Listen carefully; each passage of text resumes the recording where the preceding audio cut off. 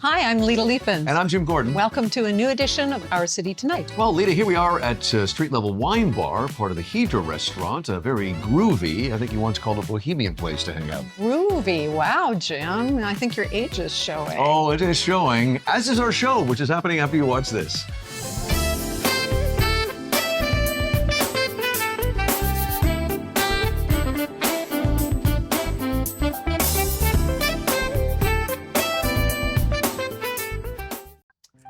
He is a neoclassical pianist, composer. He has performed sold-out shows around the planet, and what you are about to look at is his last appearance on our show. Notice the distance between us. That's right, that was the first COVID year. Back in that interview was back in December of 2020. He is joining us for the first time since then. It is a great pleasure to welcome back Martin Mayer. A little closer, which is nice. I know, I feel like I should be doing this now, right? Time flies. It is a great pleasure to have you back. We've got lots to get to, including your new release, the Solo Piano Collection and book. But a big part of we wanted to have you on today, I ran into you in January and I said, hey pal, what have you been up to? And you said this. Yeah. Which blew me away. And I want to tell our folks right now, you last time, and again, we're looking at it right now, last time on the show, December 2020, Yeah. I didn't realize that you'd been in an accident earlier that, I guess the year before. Yeah. Didn't say anything, performed lovely on the show. I didn't realize at the time you were suffering from something that I've never heard of before, neurogenic thoracic outlet syndrome. Yeah. You were in an accident in 2019, had no idea to the extent of what had happened. You pick it up from there. Yeah. When I played for you on that segment, I didn't know what was happening either. Wow. I came in that morning figuring, my hands are just cold, right? Yeah, it's yeah. Vancouver, it's cold outside. We Yeah, get yeah. cold, the rain and the everything goes in, and I figured something just doesn't feel right? So I'm gonna warm up on the piano, and I played, and stuff just didn't feel right. And I knew that at that point, 2 months later, I was doing, another performance and another interview, and it was the same thing. And it's like what had happened is I was coming home from a concert tour in China. Yeah. 20 cities in 30 days, right? So grueling schedule as it is. Yeah. 8-hour layover. So I pick myself a nice hotel and I say, okay, I'm gonna, take some time for me, right? What happened is I got picked up by a hotel shuttle, and we're not 2 minutes out and the guy slams on the brakes.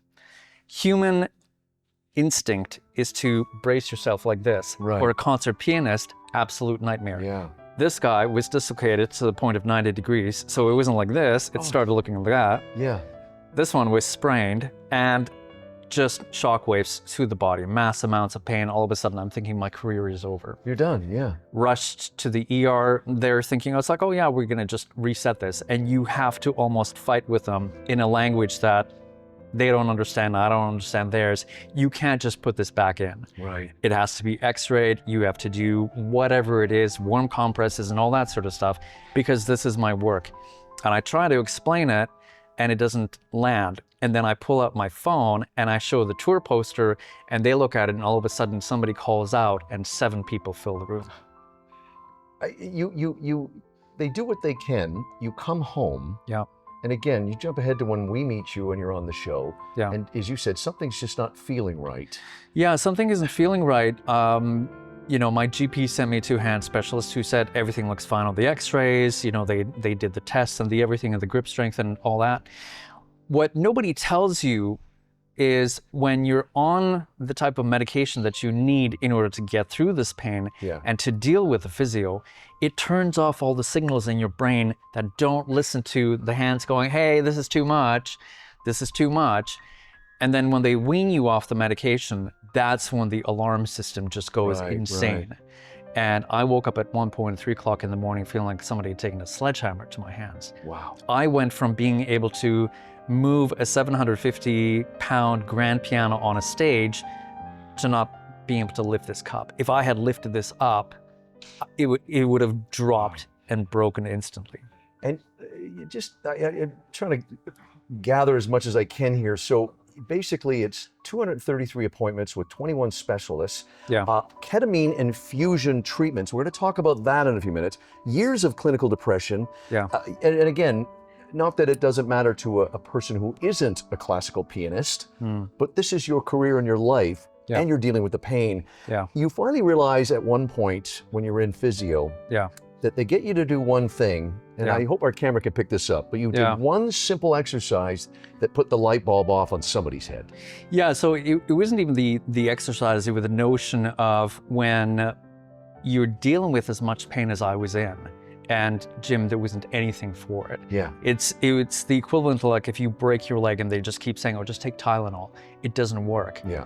And the other part of it too is that that type of medication only does so much for the pain, Right. but it messes with everything else. And as you were talking about, you know, it was for us when we did the interview, it was sort of at the start of, we didn't know how long COVID was going to be, but for me, it was 4.5 years of appointment after Yeah, appointment. You can't see friends. Friends can take you out to take your mind off of this. And I remember being at physio once and just throwing my head back, being like, I don't want to do this anymore. It's just so much pain. Yeah. And as I did this, the pain in my arms disappeared. Unbelievable. And I said to my physiotherapist, this is what's going on. So what she does is she has me extend my arm, turn my head to the right, and feels my pulse here. And when the pulse disappears here, it means that it's something called, as you said, neurogenic thoracic outlet syndrome. So what that is that between the collarbone and the first rib, there's this little gap. Well, it's not a gap, it's an outlet, right? Right. And that's where the nerves and the blood vessels and arteries and everything that go from the neck and the heart go into the arm and down into the hands. And it was a direct result of that whiplash of the yeah. body, right? Right. When you think about the amount of force that it takes to dislocate a finger, that amount of force is felt throughout the rest of the body. So what had happened with that, and it still is interesting how, you know, when the hand surgeon said, the issue is not in the hands, it's further up, right? When you experience hand pain somewhere, it's always, they always say, oh, the issue is there. Yeah, yeah. But we're so connected Yeah. to the rest of it. And once you, we want to work toward the end of this segment by talking about something positive. What you're clinging to as well as you're starting to heal and get healthy mentally and physically, Yes. is you're actually creating. Yes. Which leads us to, as I mentioned off the top, the solo piano collection and book. It talks about everything, Yeah. musically and poetically. Tell Yeah. us about this, your latest, and I'm going to assume your proudest release. I would say it's probably the most personal one, and the reason for that is because it's the best of, you know, the solo piano pieces that I've written over the past 30 years. Right. Even when I couldn't play, I was still, you know, on the iPad and notating and humming and all those ideas. And when I was able to get back to the piano, the first piece that I knew that I was going to play would be something that would just be something that would be inspired by everything that I went through. So it's a piece called New Beginnings. Right. And that is the single that came first from that album. And the cover art for that is something that I haven't shared before, which is an art piece that I painted in art therapy when they said, Oh, wow. what do you imagine your life to be after you've gone through this? And so it is a sunrise, you know, reflecting on the water. And so New Beginnings starts with, you know, that sort of somber feeling to it. But then once you get into the other side, it has that feeling of like, I can play again, Right. right? It is coming out the other side. And the solo piano collection is the most personal and most proud that I've been. Last question. You've got fans all around the planet. Yes. As you continue to recover, is there touring? Do you see touring globally in your near future? I do, and I would see it a little bit differently. I now consider myself not just a concert pianist, but also a storyteller. Right. What I'm hoping that sharing this does for somebody else is what A Stranger's Story in New York did for me, Right. which is that while I was going through this, they shared their story on NBC News and said, I've been playing with pain, this is what helped me, and all that sort of stuff. That, along with what happened in physiotherapy, changed the direction. So if me sharing the story can help somebody else, not just here, but also in concert, That's right. Yeah, yeah. that's my hope. Hey, listen, it's been great to have you back after this a number of years. I'm glad you're on the road to recovery. As Thank you you. said, you're here, you seem healthy and happy. We should also mention again, the Solo Piano Collection and book, also more information at martinmayermusic.com. We will have a longer version of this discussion podcast of our website. Martin, thank you. Jim, thank you. Canadian actress Carolina Bartsak has built an impressive career across film and television. She's now earning award recognition for her powerful role in the series Plan B. She hasn't been on our show since December 2018. That seems like an eons ago.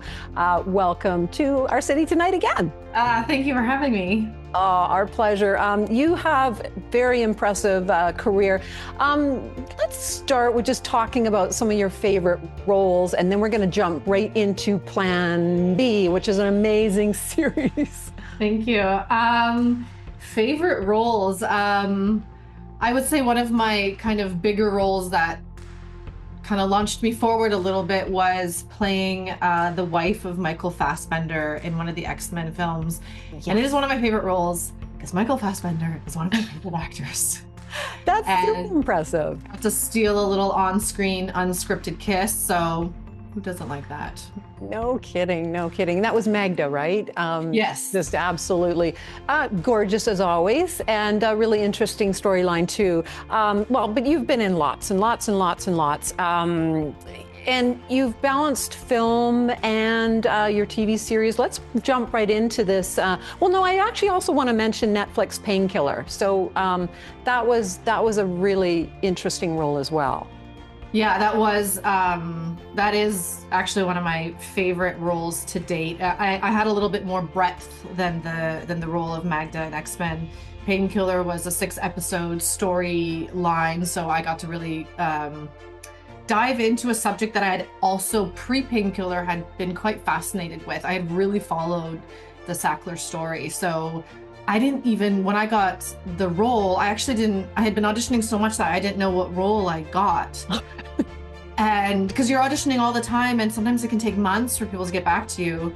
So when they sent me the script, I was like, what was this? I'm so excited. I got a part, but what was this? And I had a 45-minute flight to Montreal and I just read the 6 scripts so quickly and cried and laughed and was just in awe that I got to be a part of it.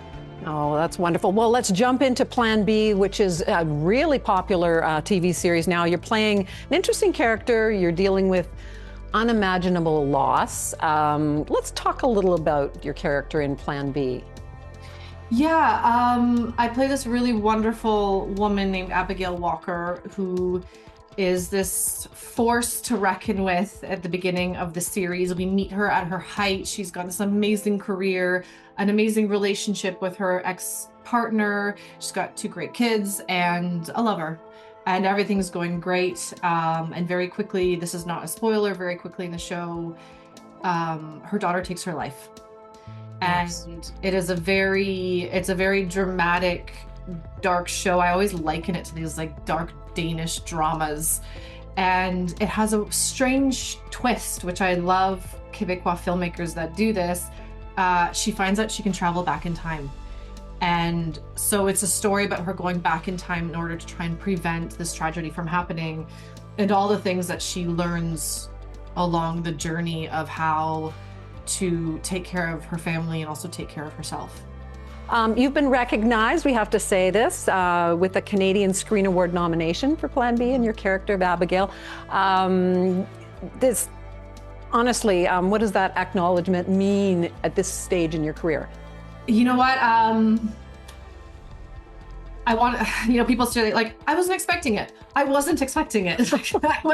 I knew that those nominations were happening. And of course, there was a part of me that really wanted to be recognized. But I had like peace in my heart. I was just so happy that I had gotten the role and got to do it the way that I wanted. Then I actually made a mistake. I thought the nominations were announced the next day. So when friends started texting me congratulations, it was actually such a wonderful moment of like, oh my God, wait, what?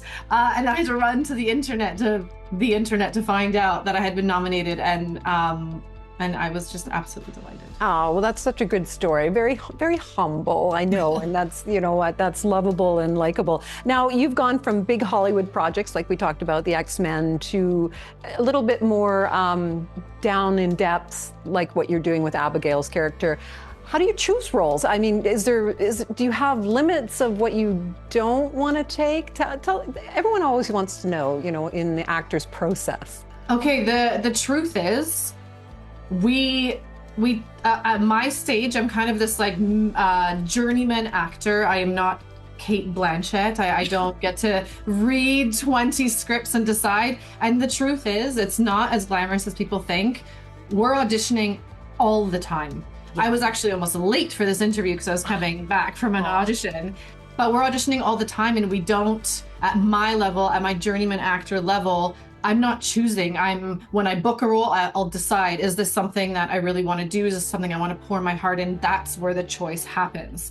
Okay. So I'm sorry, that's not such a glamorous answer, but that is the truth of the business. That's a wonderful, honest answer. Actually, it's a very good answer because, yeah, you can still choose. You know, you do have to go out there. It's probably very valuable just to go to these auditions so you get that experience. Still, I know that it's, you know, you can't turn that down. Definitely. Yeah, like this morning I auditioned to be a spy, and this afternoon I was an art dealer. Like we're constantly working a spectrum of muscles.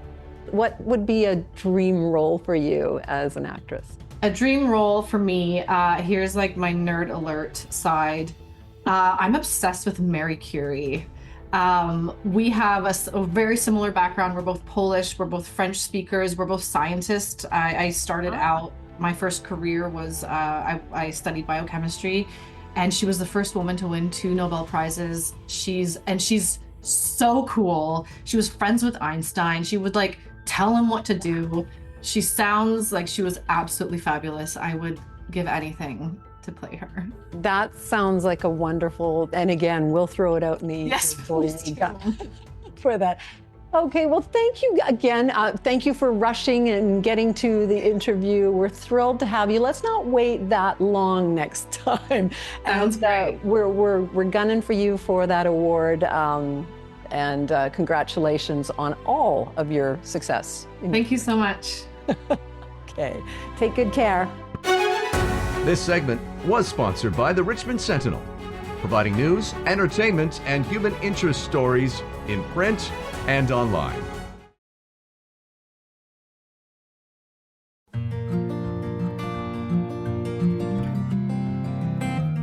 A beautiful Saturday night. We're here in Vancouver, of course, at the aquarium in Stanley Park, joined by 2 guests. They put together something. One did the book. Somebody else has now done the movie. They're both with us. To my right, your left, is Olivia Newman. She is the director of a wonderful new movie called Remarkably Bright Creatures. And the woman who wrote the best-selling book is beside her. It's Shelby Van Pelt. Thank you both for joining very quickly before we head into the gala. Shelby, I'll start with you. Tell us about how you came up with this great story. It's unlike anything I have seen. Yes, there aren't a lot of giant Pacific octopuses, or any octopuses for that matter, narrating literary fiction. Yeah. You know, I became obsessed with octopuses after watching videos of them on YouTube. Truly, I don't have a science background or anything. I'm like an armchair octopus enthusiast. But, you know, when I was back trying to teach myself sort of how to write fiction, I was sort of looking for voices in the world around me. And I remember watching these videos of octopuses, kind of like, you know, creating havoc in captivity, you know, getting out of their tanks and stealing the other fish in the aquarium. And there was something about like that kind of naughtiness or like mischievousness that made me think it would be a really fun voice to write. And so that was how it started. And the wisest character, I would say, in the novel and the film. But also, before we get to Olivia, what really struck me about this is that it really is also about loss and hope. Yes. You take it from there. It's a very human story. I mean, it's that octopus book, and you know, certainly Marcellus is the star of the movie and is everyone's favorite thing to see on screen. But it's a very grounded, very human story about loss, about grief, about like the fact that it's never too late to sort of make a change and find that spark of hope, find that spark of joy after living through some dark and difficult things. Olivia, you take this best-selling book and turn it into a film that's now, of course, we should say, available on Netflix. What struck me about this is I'm old enough to have grown up with Sally Field. I remember the Flying Nun days, Smokey and the Bandit, but I also remember 2 Oscars. And what an icon. And she leads this spectacular cast. Alfred Molina, Cole Meany, Kathy Baker. Talk about working with this cast and an icon like Sally Field. Well, and Sally was attached to the project before I came on, so that was definitely a big draw for me. But when I read Shelby's book, I was just so excited that there were so many characters with such distinct voices and humor, because I think that even though what Shelby does so beautifully in the book is that even though she's talking about these heavy topics of loss and grief, she's showing us this world through the prism of all these really funny perspectives. So assembling a cast around Sally, that could go toe-to-toe with her. She's one of the funniest, just kind of comedic actors that I've ever worked with. Also somebody with enormous range. And so we had to assemble a cast that could keep up with her. And, we were so lucky to have Lewis Pullman, who's an incredible co-star, playing Cameron. And I mentioned Alfred Molina, who's a wonderful actor, one of my faves, and he's doing the voice. Yes, and they, of course, worked together years ago with my daughter. So it was a bit of a reunion for them, even though they didn't actually get to work together in a scene. Alfred's voice just kind of pulled the whole thing together so beautifully. It is a wonderful film, and I'm going to be a little selfish and plug here. It's a great showcase for this neighborhood. Yes. Deep Cove, Squamish, North Van, here. It's a really lovely showcase. I got an email today from a guy in Brazil who wants to move to Canada. He's looking into it next week. There we go. Thank you both. It's a busy night for both of you. Look for this wonderful film. It's now available for home viewing on Netflix.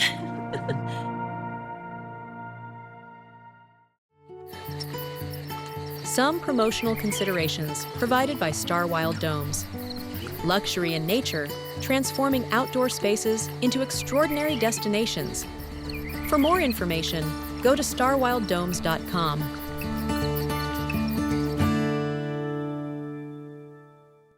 Well, the biggest sporting event on the planet is coming to Canada. We'll be co-hosting the FIFA World Cup in June, which makes it a perfect time to have our next guest on. He is the author of a book called Winning Pitch, the Canadian men's soccer team at the World Cup and beyond. It's a great pleasure to welcome for the first time to our show, Murray Mollard. Murray, welcome to the show.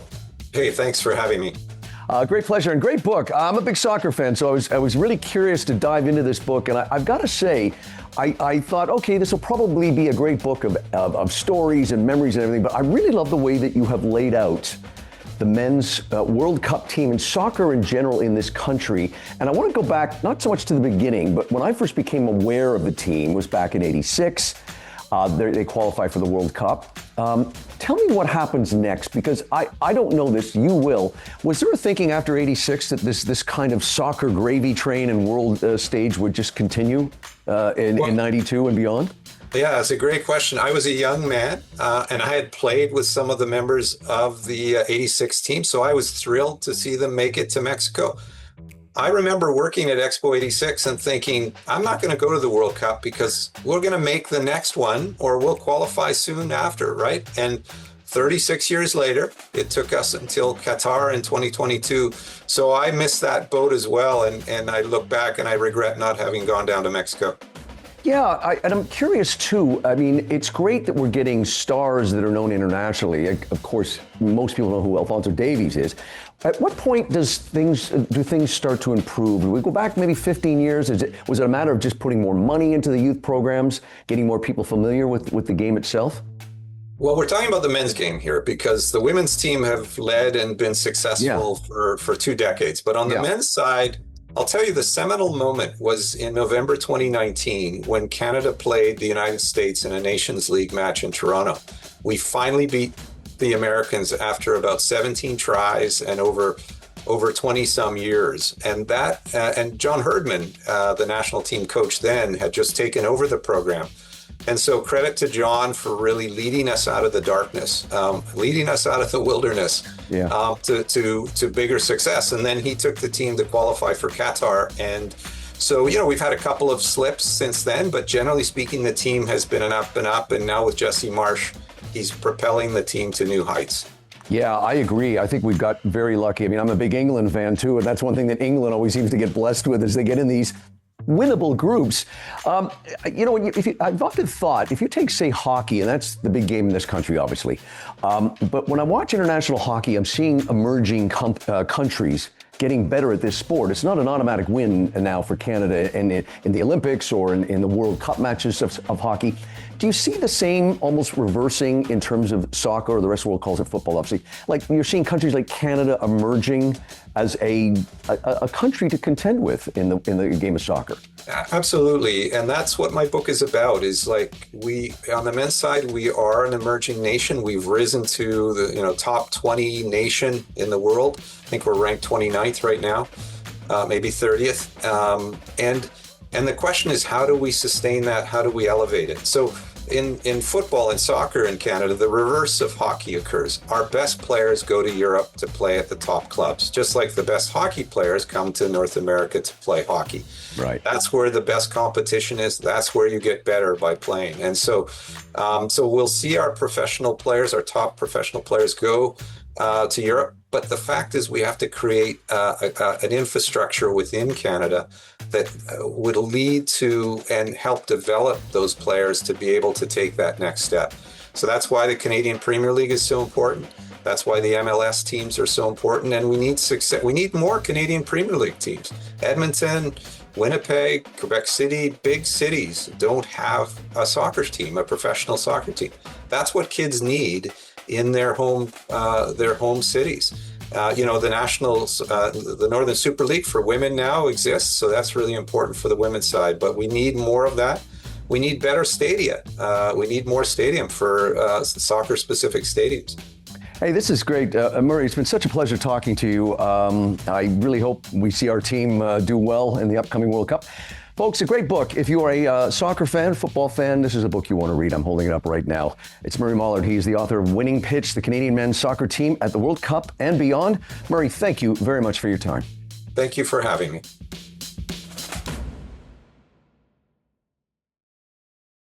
Closed captioning and other promotional considerations provided by Hamilton High Street Senior Residence, Richmond's newest senior living community.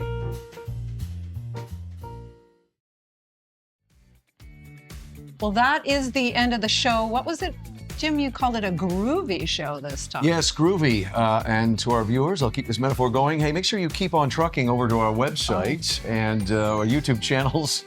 Like and subscribe. Contact us, info@ourcitytonighttv.com. Yes, and all that he said, we're going to say goodbye. That's I'm Jim Gordon. I'm Lita Leifens. We'll see you on the next edition of Our City Tonight. Visit ourcitytonighttv.com for all the latest episodes, segments, and our new podcast. And please be sure to like and subscribe. The Richmond Sentinel, providing news, entertainment, and human interest stories in print and online.